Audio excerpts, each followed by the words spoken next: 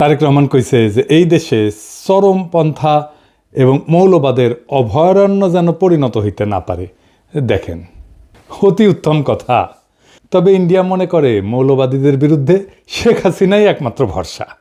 India today একটা নিবন্ধ ছাপিয়েছিল 2022 সালে। 2016 সালে বামেরাও বলতো দেশের বড় শত্রু মৌলবাদ।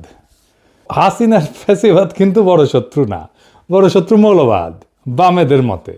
তাইলে আমরা বুঝলাম বাংলাদেশে মৌলবাদ বলে একটা জিনিস আছে, মৌলবাদী বলেও একটা জিনিস আছে যা খুবই খারাপ, তাই না? সেটারে বিএনপি খাইয়া দিতে চায়, সেটা বিএনপি প্রতিরোধ করতে চায়। আচ্ছা, খুব ভালো কথা। তাইলে খালেদা জিয়ার নিশ্চয়ই মৌলবাদীদের সম্পর্কে একটা বক্তব্য আছিল, সেটা কি একটু আমরা শুনে আসি? আসেন শুনি, এডিটর সাহেব শুনে দেন। মৌলবাদী মানে ধর্মীয় লোক আছে কিন্তু মৌলবাদী নয়। তারা বাংলাদেশকে ভালোবাসে, তাদের অবদান আছে দেশের জন্য এবং তারা দেশকে রক্ষা করতে চায়।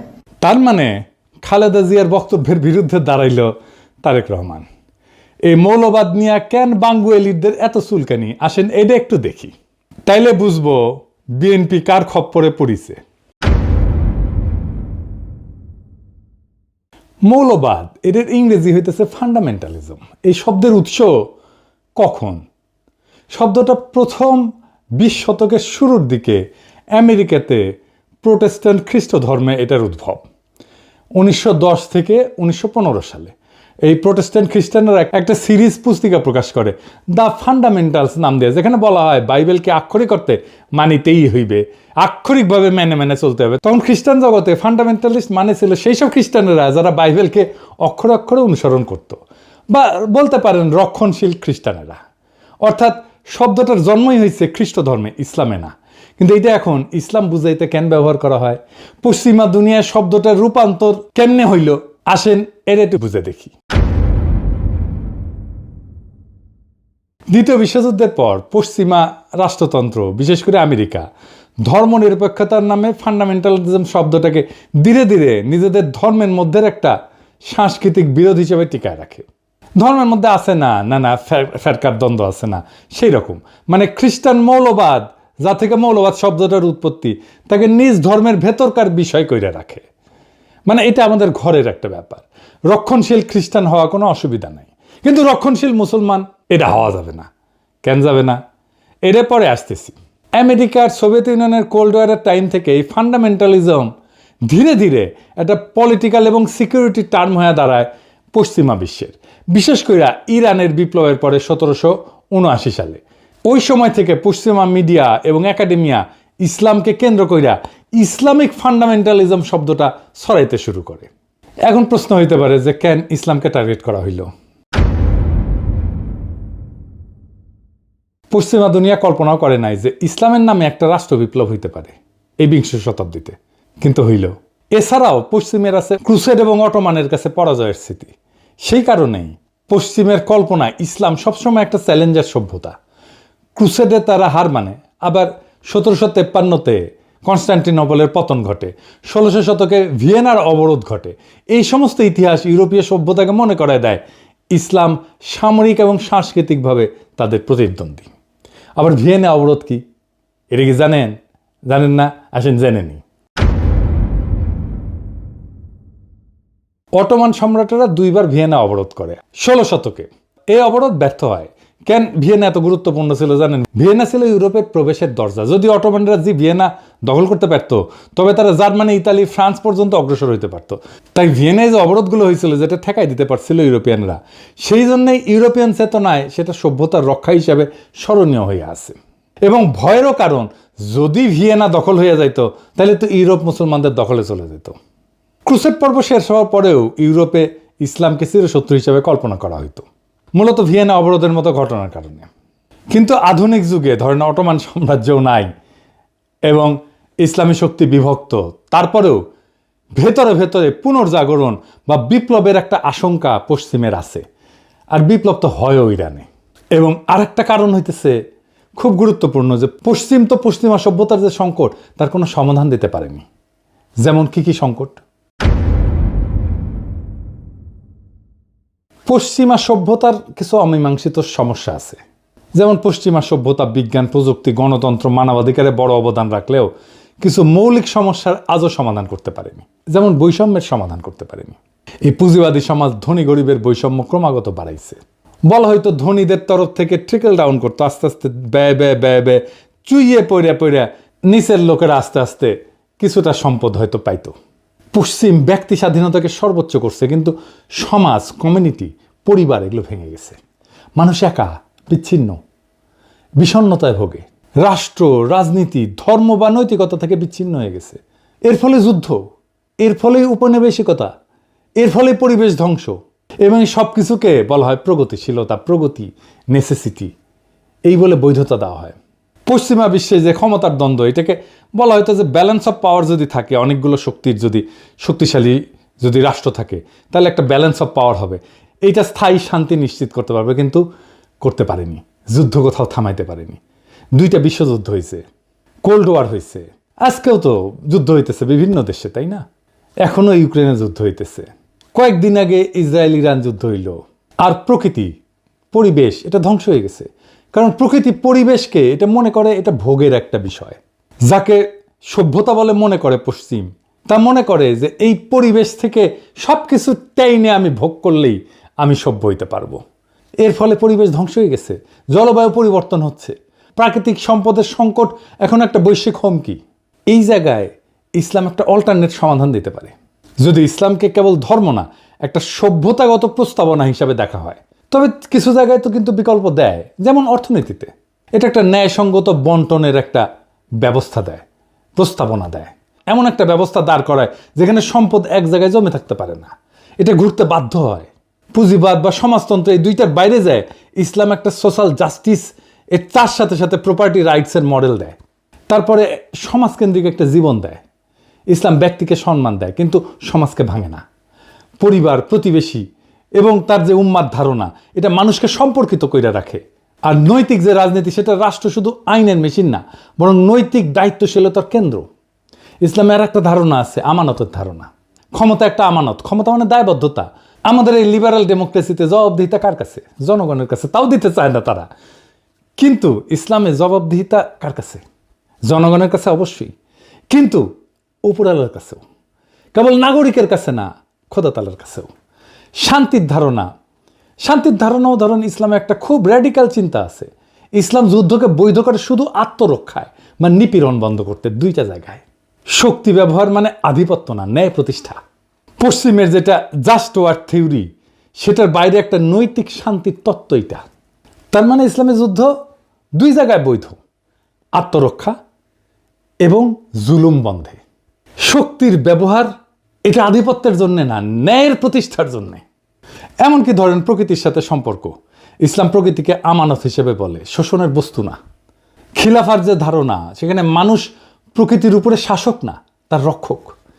এই যে পরিবেশগত বিপর্যয় হতো, এই পরিবেশগত বিপর্যয় হতো না পৃথিবীতে যদি ইসলামের দৃষ্টিতে পরিবেশ আর দুনিয়াকে দেখা হইতো। তাই ইসলামকে একটা বিকল্প সভ্যতার ধারণা হিসেবে এটা একটা পরীক্ষা নিরীক্ষা করা সম্ভব সমাজে, রাষ্ট্রে। আমি আমার পিএইচডি গবেষণার কথাই বলি, এইখানে যেখানে গ্যাপ, সেখানে ইসলামের ধারণা প্রযুক্ত করলে সমস্যাটা মিটে যায়, কিন্তু এটা নিয়ে অন্যদিন আলাপ করা যাবে। তাই ইসলাম শুধু না, পুরা ফান্ডামেন্টালিজম, এই মৌলবাদ শব্দটা ইসলামের সাথে যুক্ত কইরা একটা ভয় তৈরি করা হয় পশ্চিমে। কারণ আধুনিক রাষ্ট্রতন্ত্র এবং গণতন্ত্রের চ্যালেঞ্জ পশ্চিমা রাষ্ট্রতন্ত্রের চোখে ইসলাম একটা আদর্শগত বিকল্প হয়ে দাঁড়ায়। অর্থাৎ গণতন্ত্র, লিবারালিজম, সেকুলারিজমের বাইরে এক সম্পূর্ণ সামাজিক রাজনৈতিক কাঠামো হাজির করে ইসলাম। তাই একে প্রতিরোধ করার জন্য ইসলামিক ফান্ডামেন্টালিজম শব্দ দিয়ে তাকে ব্যাকওয়ার্ড, ইরেশনাল, অযৌক্তিক, ভায়োলেন্ট, সহিংস এইটা বলে চিত্রিত করা হয়। মুসলিম রাজনৈতিক আন্দোলনগুলোকে যদি ফান্ডামেন্টালিস্ট হিসেবে ট্যাগ দেওয়া যায়, তাহলে তাদেরকে আন্তর্জাতিকভাবে অগ্রহণযোগ্য কইরা দমনকে বৈধতা দেওয়া যায়। কিন্তু দেখেন, হিন্দু ধর্মে কোনো মৌলবাদ নাই, খ্রিস্ট ধর্মে মৌলবাদ নাই, হিন্দু ধর্মে মৌলবাদকে আলাদা করে দেখা হয়। কেন? খ্রিস্ট ধর্মে ফান্ডামেন্টালিজম এটা আভ্যন্তরীণ ধর্মতাত্ত্বিক এবং সাংস্কৃতিক দ্বন্দ্ব। এইটাকে যদি ডেমোনাইজ করা হয়, তাহলে পশ্চিমা জনসংখ্যার একটা বড় অংশ সরাসরি ক্ষুব্ধ হয়ে যাবে। তাই ওদের মিডিয়া এবং একাডেমিয়া খ্রিস্টান ফান্ডামেন্টালিজম শব্দটাকে সীমিত অর্থে ব্যবহার করে, সন্ত্রাস বা হুমকির সাথে যুক্ত করে না, কিন্তু ইসলামকে করে। ইসলামের ক্ষেত্রে তারা এইটাকে এক্সটার্নালাইজ করছে, বাইরের শত্রু, সভ্যতার চ্যালেঞ্জ, আধুনিক রাষ্ট্রের জন্য হুমকি, এইভাবে তারা হাজির করে। কার্ল শিমিত বলছিলেন যে রাজনীতির মৌল কেন্দ্র হইল ফ্রেন্ড ভার্সেস এনিমি, এই বিভাজন। পশ্চিমা রাষ্ট্রতন্ত্র ইসলামের ফান্ডামেন্টালিজম ধারণাটাকে ব্যবহার করছে এনিমি হিসেবে চিহ্নিত করার জন্য। ফুকো দেখাইছেন যে কিভাবে ক্ষমতা ডিসকোর্স তৈরি করে বা বয়ান তৈরি করে। ইসলামিক ফান্ডামেন্টালিজম একটা ডিসকোর্স বা বয়ান যা ইসলামকে সবসময় ইরেশনাল, ভায়োলেন্ট, প্রিমডার্ন এই হিসাবে উপস্থাপন করে। এডওয়ার্ড সাইদও বলছেন তার ওরিয়েন্টালিজমের ধারণায় যে পশ্চিমা সংস্কৃতি সবসময় পূবকে অন্য বা আদার বানায় নিজের আধুনিকতাকে বৈধতা দেয়। এবং এই যে ওয়েস্টার্ন ডেমোক্রেসি, পশ্চিমা লিবারাল ডেমোক্রেসি নিজেকে একমাত্র বৈধ রাজনৈতিক রূপ হিসেবে দাঁড় করাইতে ইসলামিক ফান্ডামেন্টালিজমকে বিকল্প রাজনৈতিক কল্পনা হিসাবে সে ডেমোনাইজ করে। ফলে আন্তর্জাতিক আইন, সিকিউরিটি, নীতি, এমনকি গবেষণাতেও ইসলামী আন্দোলনকে প্রায় ফান্ডামেন্টালিস্ট থ্রেট হিসাবে বলা হয়। যদিও একই ধরনের ইহুদি বা খ্রিস্টান চরমপন্থাকে সেটা বলা হয় না, হিন্দু চরমপন্থাকে তো বলা হয়ই না, দেখতেছেন তো। যা যা একটা ইসলামী সমাজকে আলাদা মিনিং দিছে সেটাকে আক্রমণ করা হয়েছে পশ্চিম থেকে। নিজের কালচারকে, নিজের প্র্যাকটিসকে ঘৃণা করতে শেখানো হয়েছে। আফগানিস্তানে বোরখা পরা ছিল ফ্যাশন, এটা অভিজাততন্ত্রের প্রতীক।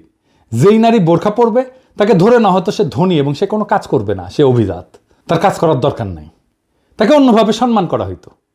এইটাকে পশ্চিমানারা বানাইলো নারী নিপীড়নের আইকন। কি খোদা আমারে উঠায় নাও। বোরখা খুলে বেলায় প্রগতিশীলতা। অটোমান হেরেমকে বলা হয় নির্বিচার যৌনতা, অথচ জানেন এইটা নারীর ক্ষমতায়নের একটা super duper model, very effective alternate model. একদিন আলাপ করবো এটা নিয়ে। নারীবাদীরা এখন থেকে লাফানো শুরু করবে, মূর্খসোদা নারীবাদী। বাংলাদেশে সব প্রগতিশীলের মূর্খসোদা, নারীবাদীরা আরও বেশি মূর্খসোদা। এদের সাথে আলাপ করবো আমি হেরেম নিয়ে। যাই হোক, বিএনপি পশ্চিমের বয়ান নিচ্ছে ইসলাম প্রসঙ্গে।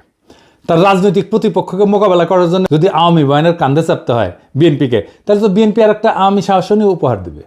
পশ্চিমের ভয় একটা ফেয়ার ইলেকশনে ইসলামী দলগুলো যদি ক্ষমতায় চলে আসে, এই ভয় তারা মিশরে পাইছে, একই ভয় তারা গাজায় পাইছে।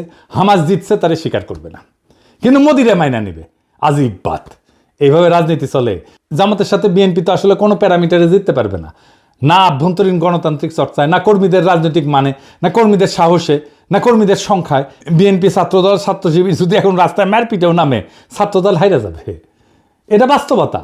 না বিএনপি প্রতিষ্ঠান তৈরি করতে পারছে, না কর্মীদের নৈতিক রাজনৈতিক পড়াশোনা, শিক্ষা প্রতিষ্ঠানে সংগঠনের প্রভাব বাড়াইতে পারছে, কিছুই করতে পারেনি। বিএনপি জামাত বা ছাত্র শিবিরের সাথে তুলনায় কোনো ধারে কাছে যেতে পারবে না। এই জন্যই তারা বাইসা নিছে এমন একটা জায়গা যেখানে জামাত দুর্বল, সেটা মুক্তিযুদ্ধ। এই মুক্তিযুদ্ধের মাঠে এসে জামাতকে ঘায়াল করতে চায়, তাই তাদের মুখে মৌলবাদ, তাই তাদের মুখে জঙ্গিবাদ। সেই একই বয়ান আওয়ামী লীগের বয়ান, কারণ এটা সহজ। জামাতের রাজনীতিকে মোকাবেলা করার জন্য যে দক্ষতা থাকা দরকার, ইন্টেলেকচুয়াল ক্যাপাসিটি থাকা দরকার ছিল, সেটা তো বিএনপির নাই। তো বিএনপি নিছে সহজ পথ, মুক্তিযুদ্ধের কথা বলে কোণঠাসা করা। এই রাজনীতি জিতবে না, এই রাজনীতি জেতার না। এই রাজনীতি অবশ্যই বিএনপিকে পরাজয়ের রাস্তায় নেবে। এই রাজনীতি বিএনপিকে রাষ্ট্র ক্ষমতা আসতে দেবে না, লিখে রাখতে পারেন। এইটাই বিএনপির রাজনৈতিক পরাজয়ের কারণ হবে। পশ্চিমা শক্তি আমাদেরকে কোনো সাহায্য করেনি হাসিনা বিরোধী লড়াই, আমাদের কোনো ধরনের কূটনৈতিক সাহায্য করেনি। হাসিনার শাসনকে সর্বতভাবে সাহায্য করে গেছে, সাপোর্ট করে গেছে পশ্চিমা শক্তি। এখন সেই পশ্চিমা শক্তির ইচ্ছায় যদি বিএনপি তার আগামী রাজনীতি নির্ধারণ করে, তার রাজনীতিকে বাংলাদেশের মানুষ প্রত্যাখ্যান করবে। বাংলাদেশের মানুষ তার ধর্ম, তার সংস্কৃতি, সেটাকে সাথে নিয়ে বাংলাদেশের মানুষ আগামী রাষ্ট্র গঠন করতে চায়। পশ্চিমাদের সাজেশনে না, পশ্চিমাদের ধারণা দিয়ে না, পশ্চিমাদের প্রেসক্রিপশন দিয়ে না, বরং পশ্চিমাদের প্রেসক্রিপশনে যারা রাষ্ট্র করতে আসবে তাদেরই বাংলাদেশের জায়গা হবে না। বাংলাদেশের রাজনীতির বড় ট্র্যাজেডি হইল নিজেদের শক্তি আর ঐতিহ্যকে ভরসা না কইরা বিদেশি প্রেসক্রিপশনকে আঁকড়ায় ধরা। আওয়ামী লীগ তা করছে বছরের পর বছর, আর বিএনপি যদি সেই একই পথে হাঁটে তবে তার পরিণতি একই হবে। মৌলবাদ নামের কৃত্রিম আতঙ্ক দেখায় জনগণকে ভয় দেখানো যায়, কিন্তু ক্ষমতা দখল করা যায় না। বাংলাদেশের মানুষ চায় না কোনো আমদানি করা প্রেসক্রিপশন, তারা চায় নিজেদের ধর্ম, সংস্কৃতি, ইতিহাস এবং আত্মপরিচয়ের ভেতর থেকে বেরিয়ে আসা একটা রাষ্ট্র। সেই রাষ্ট্র হবে ন্যায়ভিত্তিক, বিশ্বাস এবং মূল্যবোধ নির্ভর, যেখানে বিদেশি লেবেল না, বরং বাংলাদেশের মানুষের রক্ত মাংসের চাহিদা তার রাজনৈতিক চালিকা শক্তি হবে। তাই আজ যদি বিএনপি আওয়ামী লীগের সহজ পথ অনুসরণ না কইরা বরং নিজের কণ্ঠে, নিজের বয়ান, নিজের আত্মপরিচয়কে রাজনৈতিক ভিত্তি করে তোলে, তবে এই জাতি তার পক্ষেই আবার জায়গা উঠবে। কিন্তু যদি তারা পশ্চিমের সাজেশন আর আওয়ামী লীগের কপিপেস্ট রাজনীতির মধ্যে হারায় যায়, তবে এই জাতি তাদের ক্ষমা করবে না। ইতিহাসের আদালতে তখন বিএনপির নাম লেখা থাকবে আত্মসমর্পণকারীর তালিকায়, পরাজিতের তালিকায়। বাংলাদেশ আজ নতুন দিগন্ত চায়। আওয়ামী বা পশ্চিমা কণ্ঠস্বর না, বরং নিজের সত্যিকারের কণ্ঠস্বর যে দল সেটা শোনাবে, সেই দলই আগামীর বাংলাদেশ করবে, এইটা লিখে রাখতে পারেন, এটা নিশ্চিত।